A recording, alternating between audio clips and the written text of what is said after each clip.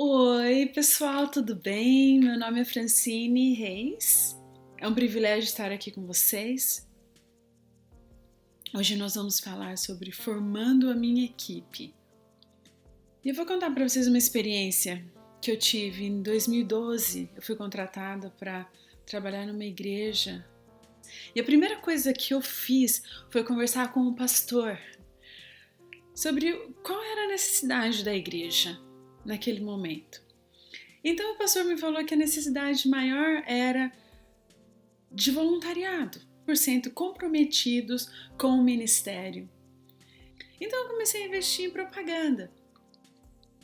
Comecei a fazer vídeos, né?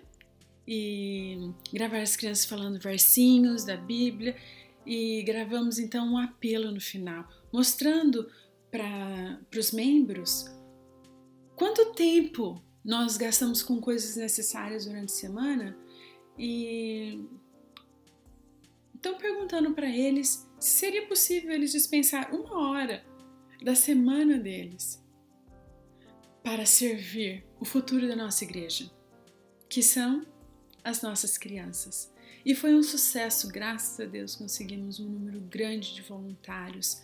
3 perguntas principais me vêm à mente quando eu me deparo com a necessidade de se formar uma equipe. E as perguntas são: o que fazer, como fazer e por onde começar? E então eu tento analisar e pensar no nosso mestre dos mestres, senhor dos senhores, no nosso melhor professor e líder de todos os tempos, Jesus. E eu me pergunto: o que Jesus fez? Como ele fez? Por onde ele começou? Jesus veio para este mundo para nos dar um exemplo de liderança. Ele chamou homens normais, assim como você e eu, e os treinou para cumprir a sua missão. Ele poderia ter chamado pessoas de alto padrão social, com grande influência na sociedade, mas ele escolheu a dedo 12 homens humildes para ajudá-lo na sua obra. E se nós pararmos para analisar, eles não eram perfeitos. Eles tinham vários defeitos, assim como você e eu. Eles eram normais, vinham de diferentes culturas e posições sociais. Não havia nada especial neles. A maior parte deles, na realidade, eram pescadores. Mas existem algumas razões que fizeram toda a diferença. E a primeira é que eles amavam a Jesus de todo o seu coração. O segundo é que eles aceitaram o seu chamado.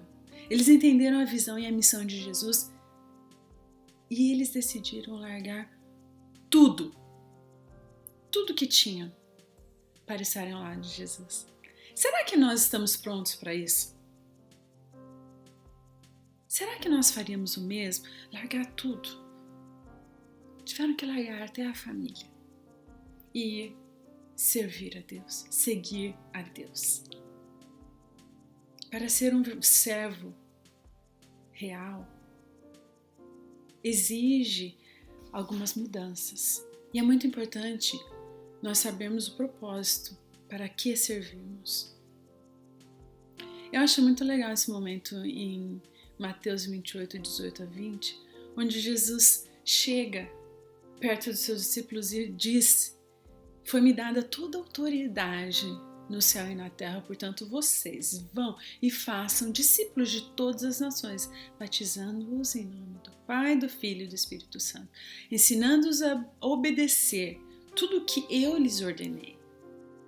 E eu estarei sempre com vocês até o fim dos tempos.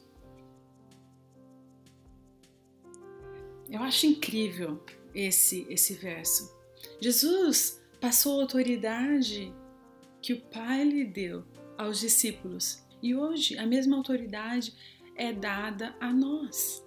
E não é maravilhoso pensar dessa forma? E ele ainda termina esse verso com uma promessa, que ele estará conosco até o fim dos tempos. Ele não vai nos abandonar. Se você está se sentindo sozinho, pensa nesse verso. Deus está do teu lado. Ele está no controle do seu ministério. Mas infelizmente algumas pessoas no tempo de Jesus, e assim como nos dias de hoje também, não entendem o propósito, não entendem este propósito muito bem e se acham muitas vezes o dono da lei, dono da verdade, todo-poderoso. E Jesus então em Mateus 20, 26 a 28 advertiu o povo dizendo: não será assim entre vocês. Ao contrário, quem quiser tornar-se importante entre vocês deverá ser servo, e quem quiser ser o primeiro deverá ser escravo, como filho do homem, que não veio para ser servido, mas para servir. Então, para se tornar um líder bem-sucedido, nós precisamos primeiro fazer o quê? Saber servir. Isso mesmo. Difícil, né? Mas é profundo isso. Imagina Jesus. Ele veio a este mundo para nos servir em forma humana. O mestre dos mestres, Senhor dos senhores, se tornou humano para nos servir. Para que isso, eu me pergunto? Para quê? Porque não precisava, né? Para nos dar a vida, para nos dar o exemplo. Olha, que coisa incrível. Olha o tamanho do amor deste Deus. O tamanho do amor que Ele tem por nós. E o importante de tudo isso é que não importa a sua capacidade. Porque quando Deus chama, Ele nos prepara, Ele nos capacita, Ele nos equipa, nos fortifica, dá sabedoria, Ele providencia tudo o que necessitamos. Não importa a sua capacidade. Deus vai te capacitar. Não fique preocupado com detalhes desnecessários. Foque no que é importante, nas prioridades do seu ministério. Ninguém nasce sendo um líder. Isso requer tempo, treinamento. Porém, um grande legado nos foi deixado em como liderar, certo? Por Jesus, com amor e humildade. Cristo chama a todos nós agora, que queremos trabalhar com Ele lado a lado para servi-lo, para continuar essa missão tão importante. Que possamos então entender o real sentido de servir e aceitar esse chamado, que é o quê? Levar a mensagem do Evangelho a todos nessa geração. Eu gosto muito de um dizer de Rick Warren, que diz que existem milhares de livros escritos sobre liderança, mas poucos sobre servidão. Todos querem liderar, mas ninguém quer ser servo. Não é fácil ser um servo, né? Muitas pessoas acham humilhante servir. E uma coisa que nós geralmente falamos quando estamos liderando é: mas que coisa, eu tenho que fazer tudo, essa pessoa não entende, não faz direito. Não é verdade? Muitas vezes nós achamos que nós somos os únicos que temos capacidade para fazer um determinado projeto. Não deveríamos pensar dessa forma. Temos que dar oportunidade a outros para servir, ensinar os pequenos a servirem. Dá oportunidade para um juvenis ir lá passar lição, fazer coisas que você pode fazer, mas que talvez no momento não é a sua prioridade. Mas para ele seria tão bom, seria um treinamento. E é isso, esse é o nosso papel, treinar os nossos pequenos a serem o quê? Discípulos de Jesus. Essa é a nossa missão. Deixa os adolescentes cuidarem do som para você, passar lição, preparar o jantar. Dê oportunidade. Então, analisando a vida de Jesus, esses foram os passos que eu encontrei. O primeiro é orar. Jesus orou ao Pai Celestial. Ele orava a Deus para tomar qualquer decisão. O segundo, ele planejou como fazer o seu ministério aqui na Terra. O terceiro, ele recrutou os discípulos, né? a trabalhar com ele. 4, ele orientou os discípulos. E 5, ele os acolheu. Interessante lembrarmos que quando Jesus subiu ao céu, ele ainda teve tanto amor pelos seus discípulos e por nós também, que ele prometeu deixar o quê? Um guia, um amigo que sempre estaria ao nosso lado, que é o Espírito Santo, que é esse nosso guia que está sempre pronto para nos acolher. Não é verdade? Olha que coisa gostosa de saber. Então vamos lá. Vamos falar um pouquinho mais sobre o primeiro passo dado por Jesus. Orar, a oração, sempre foi a primeira coisa e o mais importante na vida de Jesus.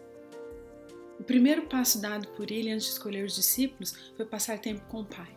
Ele passou a noite toda orando, pedindo instrução divina, colocando sua confiança inteiramente naquele que sabe tudo e todas as coisas. Mas aí você me pergunta por quê? Porque ele sabia e reconhecia a necessidade de dependência total do Pai. Ele sabia que o melhor seria feito por ele seu ministério. Ele sabia que o Pai o mostraria os 12 escolhidos para cumprir a missão que lhe foi confiada. Porque Deus conhecia o coração das pessoas. E lembre-se que nós necessitamos o auxílio de Deus. Esse ministério não é nosso, nós trabalhamos para Ele. Vamos lembrar disso. Lembre-se que nós devemos buscar sempre a Deus em primeiro lugar, meditar na Sua palavra. E para ouvir a voz de Deus é necessário que a gente pare e tome tempo para ouvi-lo. Deus se importa conosco, lembre-se disso.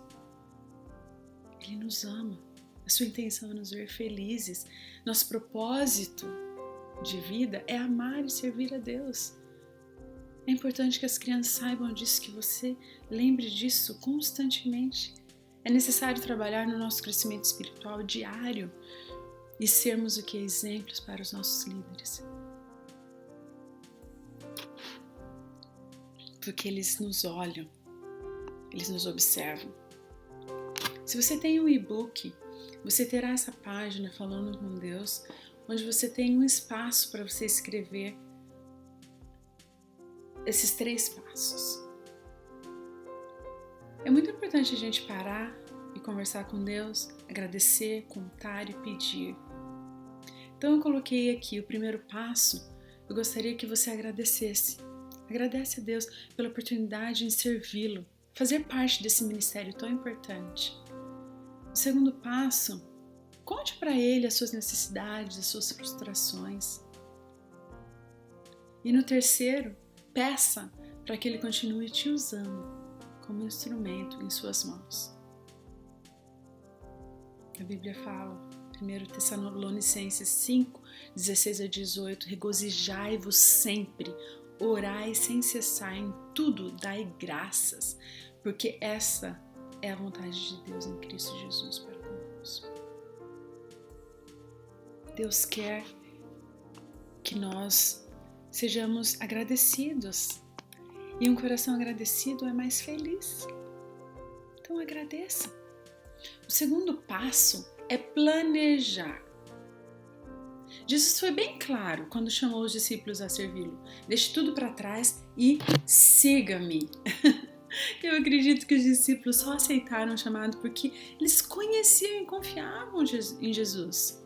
A mesma coisa acontece hoje. Se os seus voluntários conhecem e confiam em você, eles farão tudo o que tiver ao alcance deles para ajudá-lo. Mas para isso, é necessário que você seja organizado, planeje seus eventos, para que não haja estresse ou desavenças entre os seus líderes. E você consiga ter uma ideia de quanta ajuda será necessária. E lembre-se que porquanto Deus não é Deus de desordem, mas sim de paz. Segundo, crie um plano de ação, defina sua missão, visão, valores, expectativas. E Provérbios 29, 18 nos diz que onde não há visão, o povo se corrompe, mas feliz é aquele que guarda a lei de Deus. Tenha uma visão. Defina isso desde o começo para que voluntários saibam o que esperar de cada posição e não se frustrem. Transmita suas ideias de forma clara e precisa. Então o Senhor me respondeu: as pessoas se assustam e desistem de trabalhar com um líder desorganizado e confuso. Escreva claramente a visão em tábuas para que se leia facilmente. Olha só a Bíblia é tão clara nisso, gente. Nós não precisamos nem buscar outros livros, a Bíblia tem todos os conselhos que a gente precisa, tá aí, não é verdade? Faça um documento com o nome da posição e a descrição de trabalho, para que eles saibam exatamente o que requer. Crie mais posições, saiba delegar, para que não haja um burnout, um esgotamento, você não se canse, e não queira desistir de trabalhar nessa obra. Faça uma rotação de voluntários. Comunique-se com seus voluntários de uma forma educada, mostrando o caráter de Jesus. Novamente, tudo deve ser feito com decência e ordem. Deus é um Deus de ordem.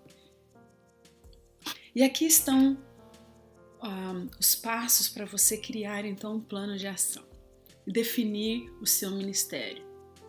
Você pode seguir esses 3 passos, você pode aumentá-lo. Eu acho que esses 3 são os principais. Defina qual é a sua visão. O que você visualiza para o seu ministério? Ou para você como líder? O que você quer alcançar? Qual a sua meta final? Definir a sua missão. Responda a pergunta: como você vai alcançar a sua visão? Como vai chegar na sua meta final? Descreva a rota que será tomada para que você chegue no seu destino final. E por último, defina os seus valores. Por quê? Por que o seu ministério existe? Por que você faz o que faz? No que você acredita? Quais são os padrões de comportamento que você considera importantes? Coloque isso no papel. Que tipo de atitude você espera dos seus líderes, dos seus voluntários? Escreva. É importante. O terceiro passo para sabermos liderar como Jesus é recrutar.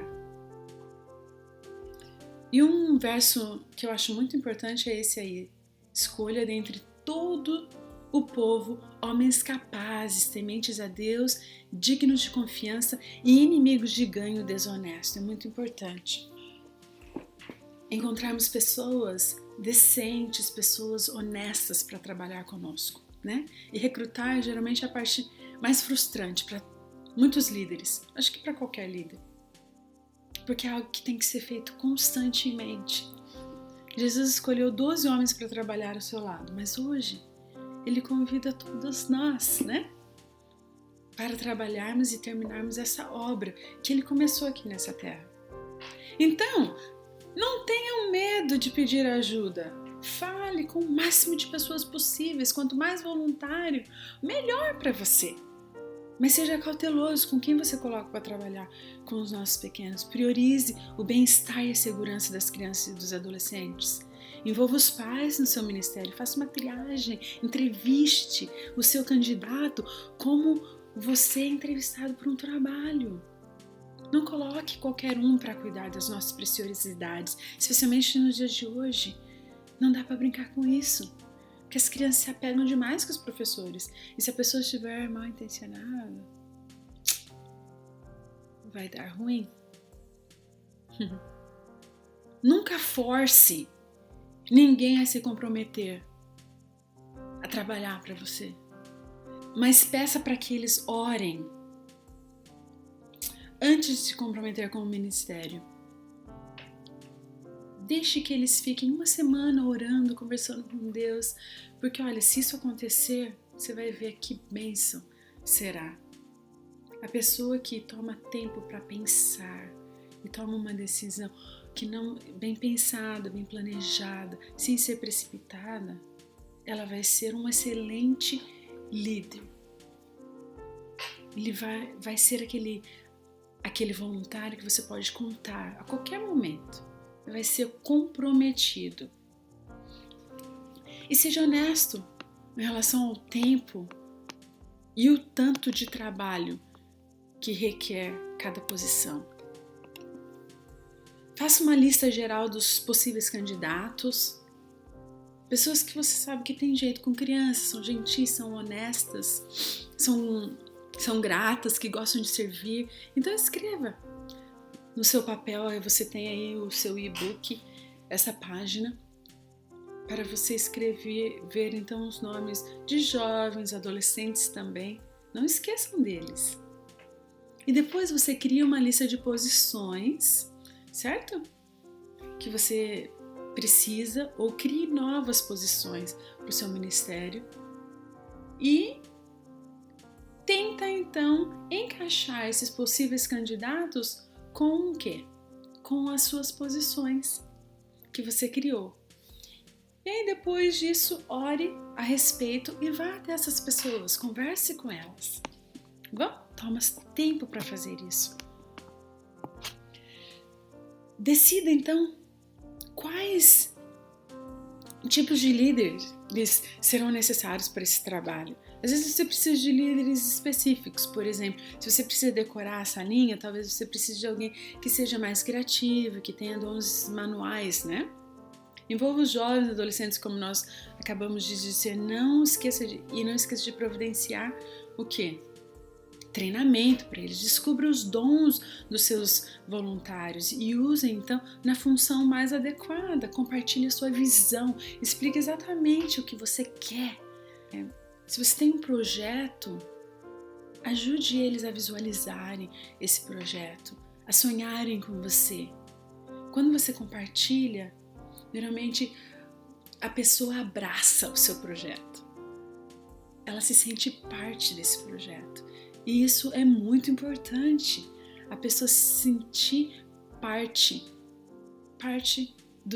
da sua equipe, né? Que você ouve a opinião. É muito importante isso para os voluntários, né? Esse sentimento de reconhecimento e de aceitação, né? E saiba como vender o seu peixe. Tenha a mentalidade de um vendedor. Não chegue para a pessoa e comece a falar mal do seu departamento. Porque não tem professor. Porque essas crianças são terríveis. Porque a sala está muito feia, bagunçada. Não sei mais o que fazer. Não é assim que você recruta. Assim você afasta as pessoas. Se alguém chegar para mim e falar assim, eu tô fora, eu quero sair correndo. Traga um plano de ação bem estruturado. Não precisa ficar mostrando sua frustração no início, quando você está começando uma conversa. Principalmente aqueles que são novos no ministério. Você acaba assustando eles. Então, venda o seu peixe de uma maneira sábia. Use palavras positivas. Venha com um sorriso no rosto. Com uma energia boa. Certo? Você está animado sobre o assunto. Não triste, chateado, com raiva. Tá bom? Então vem o seu projeto, o seu ministério da melhor maneira possível. Muita gente vai encontrar desculpas para não ajudar no ministério. E aqui eu vou dar algumas desculpas que eles dão para não se comprometerem com o ministério. E aí eu vou te dar umas dicas do que fazer, tá bom? Então algumas desculpas, porque algumas pessoas não se comprometem no ministério infantil ou do adolescente, é que eles dizem que ninguém nunca me pediu. Se essa for a desculpa, então comece a conversar sobre o assunto. Não sei por onde começar, alguns podem dizer. Então dê o passo a passo para que eles se sintam confortáveis na nova função. Eu fiz isso muitas vezes. Escrevi em papelzinho o passo a passo, o que deve falar, e a pessoa seguir aquilo. Estava ali presente. Estar presente é muito importante também. A pessoa se sente mais segura. Não sei se sou capaz, então motive, acredite no potencial da pessoa, do seu voluntário. Lembre-se que Deus não precisa das nossas habilidades, mas da nossa disponibilidade, porque é Ele que capacita. Ele nos dá tudo o que a gente precisa, não é verdade? Se a pessoa disser, não tenho tempo, mostre o planejamento, a descrição de trabalho que nós fizemos ali atrás, o tempo requerido para cada posição, para que ele saiba o que vai, o tempo que vai ser gasto para executar aquele trabalho. Se eles disserem, não sei o que fazer, então dê orientações detalhadas. Não pense que as pessoas devem saber o que fazer. Não! É muito fácil a gente julgar e falar que a pessoa não sabe fazer, mas não sabe mesmo, porque ninguém nasceu sabendo. Não é verdade? A gente aprende, então treine, tenha paciência. Agora, tem algumas razões que as pessoas se comprometem, e aqui são elas. Sentem que esse é o seu chamado, eles querem conhecer melhor as famílias, querem aprender algo novo, gostam de desafios, eles querem se sentir mais jovens, algumas pessoas, se interessam pelas crianças e adolescentes e sentem que podem fazer a diferença na vida deles. Então busquem essas pessoas que tenham esse tipo de pensamento também. Agora é muito importante a gente lembrar, como eu já disse anteriormente, o melhor voluntário é aquele que está disposto a servir, independente da situação. Porque Deus não está interessado nas nossas habilidades, mas na nossa disponibilidade. Pensa comigo sobre aquela pessoa que tem a capacidade, é um professor, uma pessoa que fala bem, alguém que tem vários dons, mas não quer saber, não está comprometido, não vem nos ensaios, não chega na hora certa, é desleixado, desorganizado, não gosta de lidar com criança, às vezes trata mal. Então, melhor não, gente. É melhor não lidar com aquela pessoa que é assídua, que está lá cedo, que quer fazer. Você vai treinar aquela pessoa, porque aquela pessoa vai ser mais aberta para se tornar um líder mais eficiente, que vai demonstrar o amor de Deus para essa nova geração, do que essa pessoa que simplesmente tem os dons, mas não quer se comprometer. Não é verdade? Concordam comigo? Tá, então vamos lá para o quarto passo, que é orientar. O nosso papel como discípulos de Jesus é fazer discípulos, certo? Treinando e orientando os nossos voluntários, para que eles entendam o quê? A importância da missão que nos foi confiada. Porque Jesus, quando ele estava aqui com seus discípulos, ele era presente. Ele guiava, ele orientava, ele ensinava. E Salomão escreveu em Provérbios 11:14 o quê? Não havendo sábia direção, o povo cai. Mas na multidão de conselheiros há segurança. Todo voluntário, qualquer empresa precisa de um líder bom para ser uma empresa forte. Na igreja, a mesma coisa. Se o líder for fraco, o ministério cai. Seja um líder forte.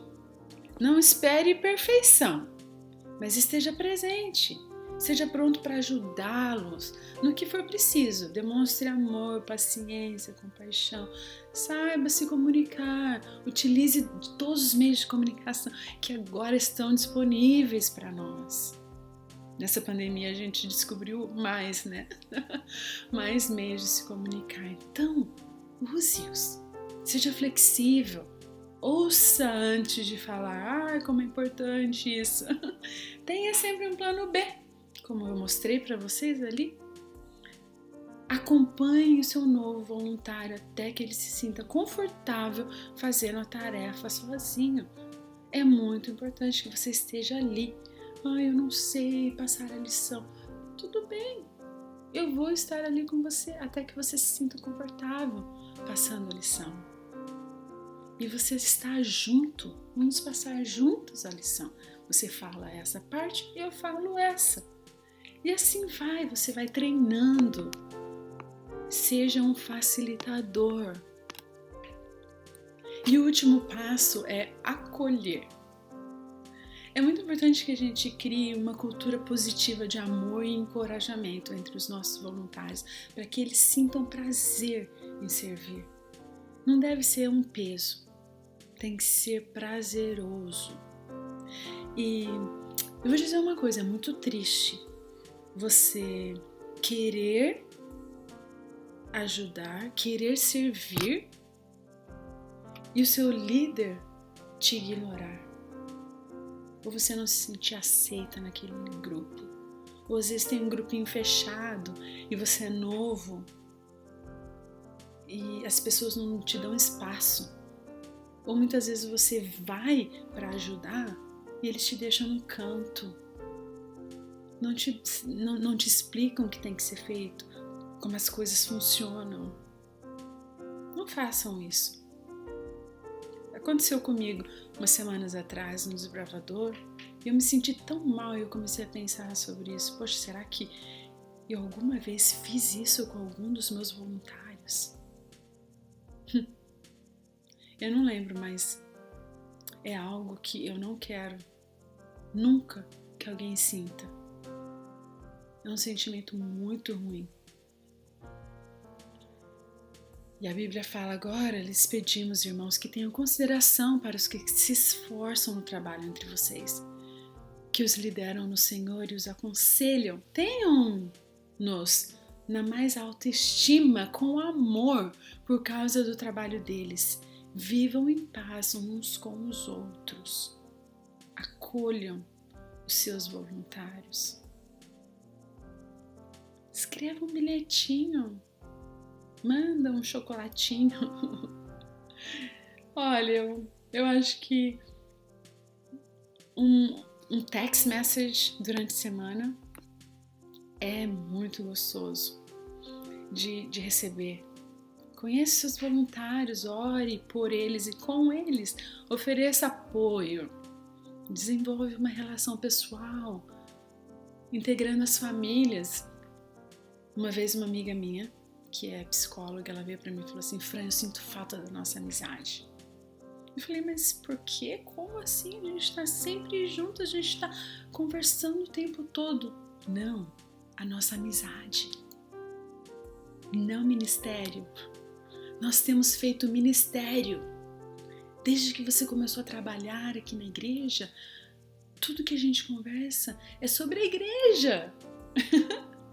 Eu sinto falta da sua amizade. Eu sinto falta de você. E isso me despertou para uma outra realidade. Nós, como líderes, a gente tem essa tendência de só falar sobre trabalho. Infelizmente, nem todo mundo quer falar só sobre trabalho. Então, para um pouquinho e pensa, será que eu estou agindo dessa forma? Será que eu estou sendo impessoal com o meu voluntário? Depois disso, eu comecei a fazer uma lista de pessoas que eu iria ligar diariamente. E eu comecei a fazer isso toda semana, todos os dias eu ligava para uma pessoa, conversava, perguntava como está sendo o seu dia, como está sendo a sua semana, tem alguma coisa que eu posso fazer por você? E olha quantas bênçãos eu recebi por ter feito, ter tomado essa atitude de reach out, de buscar essa relação mais pessoal com os meus voluntários. Ria, seja entusiástica, valorize as ideias, as opiniões dos seus voluntários e Novamente, trate-os com muito amor e respeito. E para resumir, então, os 4 Is para um relacionamento duradouro com Deus e a sua equipe. Primeiro, então, inclua, ame os seus voluntários, faça com que se sintam parte de uma equipe unida. Segundo, instrua, oriente com clareza, seja um mentor, um facilitador. Um facilitador. Terceiro, invista. Invista tempo em um relacionamento pessoal, dê as ferramentas e materiais necessários para que eles sejam bem-sucedidos na posição que eles estão desempenhando.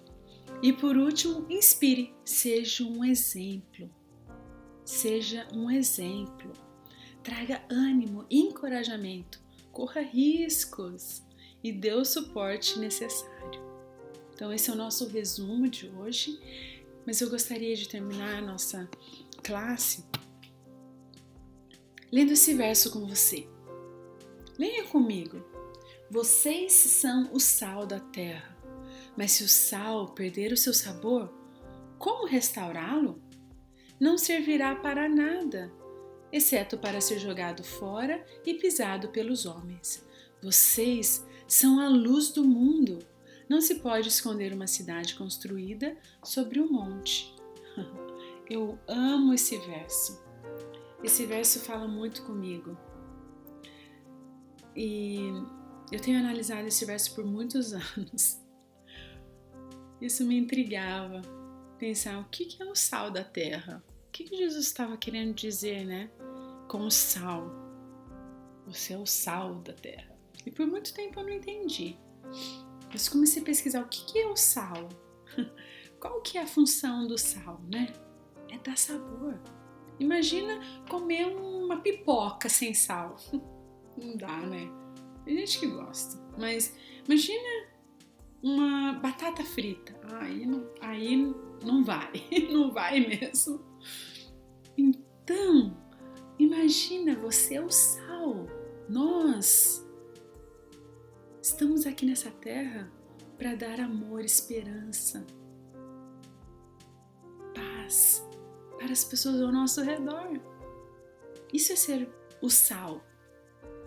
Mas nós não podemos fazer com que as pessoas sintam tudo isso, essa paz, esse amor, essa tranquilidade, essa esperança, se nós não estivermos o quê? Ligados com o Pai. Não é verdade? E quando nós estamos ligados com o Pai, nós nos tornamos a luz do mundo. E eu acho fantástico este verso. E eu vou mostrar para vocês em forma de um experimento. Vocês vão ver como o sal, quando colocada na água, que é Jesus Cristo, que é a água viva, ele faz com que a nossa luz brilhe. Porque não podemos o quê? Esconder o brilho do amor de Jesus. E quando a gente faz tudo isso, todo esse trabalho maravilhoso que a gente faz conectado com Jesus, quando a gente é humilde e honestos, estamos fazendo realmente, estamos dedicados e confiantes no amor e na graça de Deus, a nossa luz brilha. As pessoas vão ver o amor de Deus refletido em nós. Isso que nós queremos, é isso que Deus quer. É isso que Deus quer para você e para o seu ministério. Que Deus te abençoe muito, muito.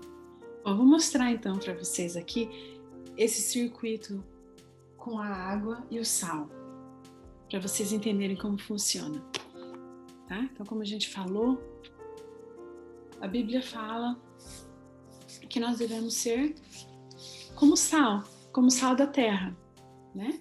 Trazendo paz, alegria, felicidade para aqueles ao nosso redor. E aqui, a luz, então, representa Jesus. quando nós fazemos as coisas confiando no Pai, pedindo a orientação dele, olha só o que vai acontecer. A nossa luz começa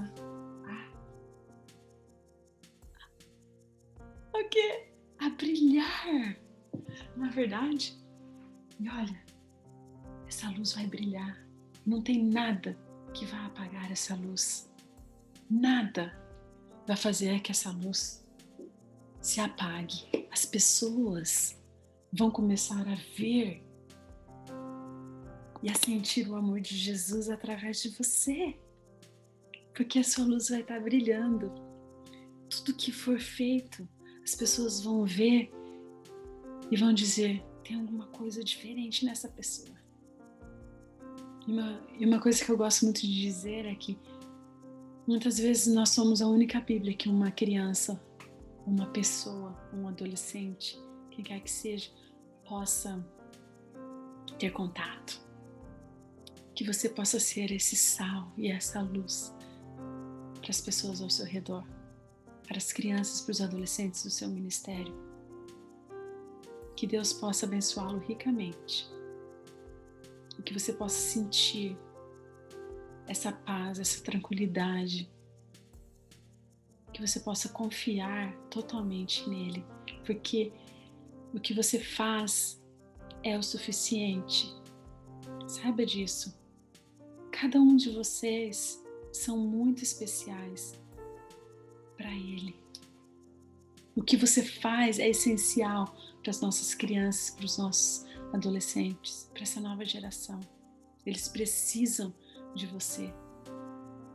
Precisam de nós. Nós precisamos estar unidos, buscando conhecimento,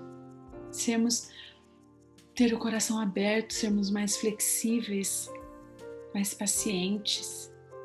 Vamos orar.